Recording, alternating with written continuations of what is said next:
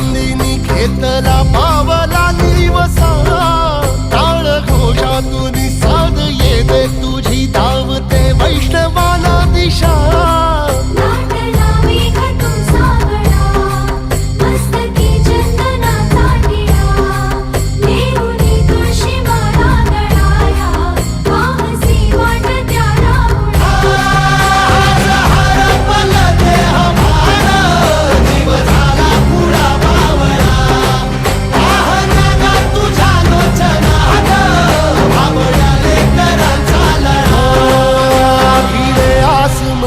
ध्वजा वैष्णवांची उभी पंढरी आज नादावली